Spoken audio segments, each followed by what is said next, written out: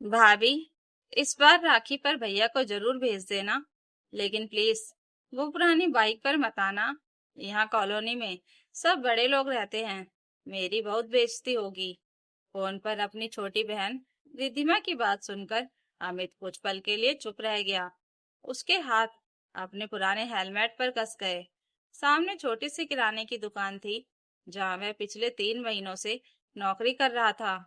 कभी जिस अमित के पास खुद की बड़ी मोबाइल शॉप थी, आज वही दूसरों की दुकान पर सुबह से रात तक हिसाब किताब करता था। उसने हल्की आवाज में सिर्फ इतना कहा, देखता हूँ रिद्धिमा, और फोन काट दिया। उसके चेहरे पर दर्द साफ दिख रहा था। पास में खड़ी उसकी पत्नी नेहा सब समझ गई थी। उसने धीरे से पूछा, फिर से रिद्धिमा ने कुछ कहा क्या? अमित मुस्कुरा दिया, मगर वो मुस्कान आंखों तक नहीं पहुंची। उसने कहा, कुछ नहीं, बस चाहती है कि मैं उसके ससुराल में अच्छा दिखूं। नेहा चुप हो गई, क्योंकि वो जानती थी कि इंसान गरीबी से इतना नहीं टूटता जितना अपनों के तानों से टूट जाता है।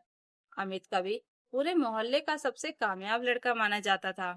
पिता के गुजरने के बाद उसने पढ़ाई छोड़कर छोटी सी मोबाइल रिपेयर की दुकान खोली थी।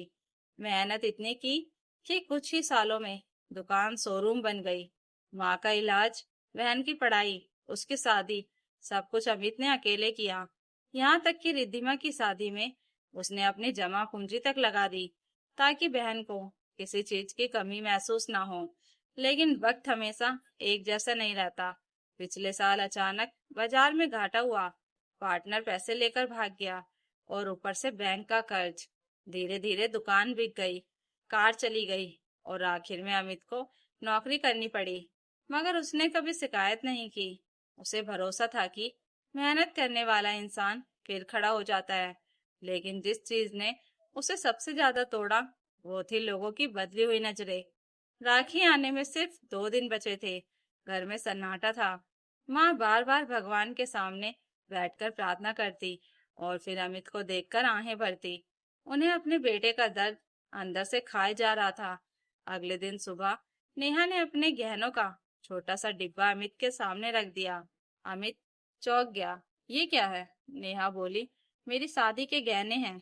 इन्हें बेचकर एक अच्छे कपड़े ले लो, और बाइक भी किसी से बदल लेना, 2 दिन के लिए। तुम्हारी बहन की खुशी के लिए इतना तो कर ही सकते हैं। अमित की आंखें भर आई।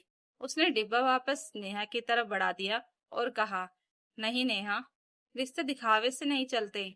अगर मेरी बहन को मेरे कपड़ों और बाइक से शर्म आती है, तो फिर महंगे कपड़े भी उसका नजरिया नहीं बदल पाएंगे। नेहा कुछ नहीं बोली, बस चुपचाप उसके पास बैठ गई।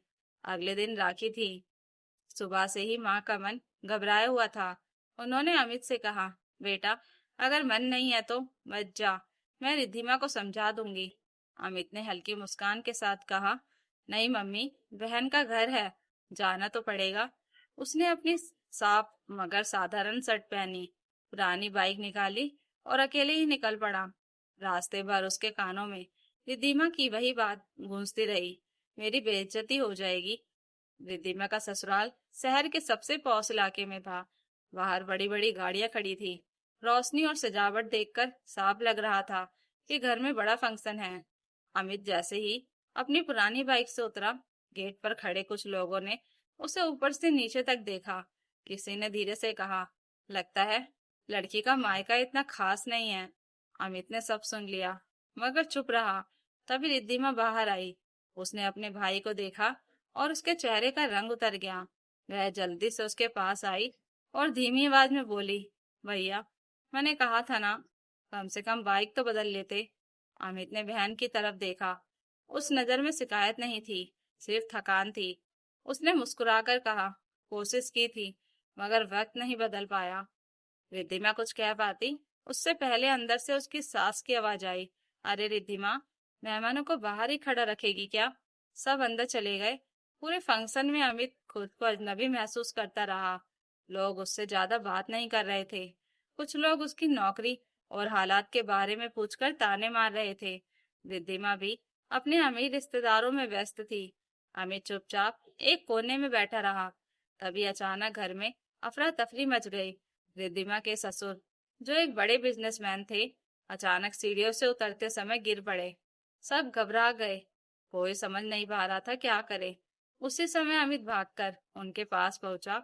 उसने तुरंत उनकी नब्ज देखी और बिना समय गंवाए उन्हें अपनी बाइक पर बैठाकर अस्पताल ले गया। पीछे पीछे बाकी लोग भी पहुंच गए।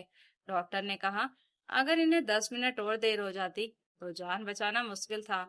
यह सुनते ही सबकी आंखें झुक गई।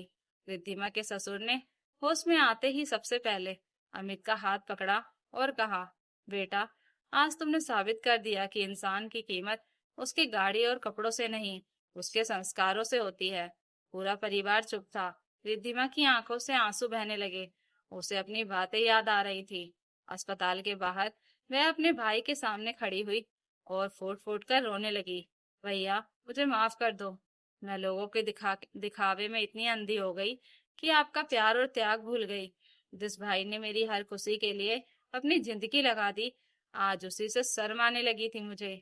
अमित ने बहन के सिर पर हाथ रखा और मुस्कुराकर कहा, पगली, भाई बहन के रिश्तों में माफी नहीं होती।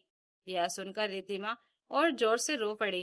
पहली बार उसे समझ आया कि बड़ा इंसान वो नहीं होता जिसके पास बड़ी गाड़ी हो, बल्कि वो होता है जो मुश्किल समय में भी अपनों का साथ ना छोड़े। घर लौटते वक्त अमित भाई पुरानी बाइक चला रहा था, मगर आज उसे देखकर किसी की नजरों में तिरस्कार नहीं था। माँ दरवाजे पर खड़ी उसका इंतजार कर रही थी। जैसे ही अमित घर पहुंचा, माँ ने उसके माथे को चूम लिया। उनकी आंखों में गर्व था। नेहा दूर खड़ी मुस्कुरा रही थी। अमित ने आसमान की तरफ देखा। जिंदगी ने उससे बहुत कुछ छीना था, मगर आज उसने एक चीज वापस दे दी थी, अपनों की इज्जत। दोस्तों, अगर आपको ये कहानी अच्छी लगी हो तो प्लीज वीडियो को लाइक, शेयर एंड सब्सक्राइब जरूर करें।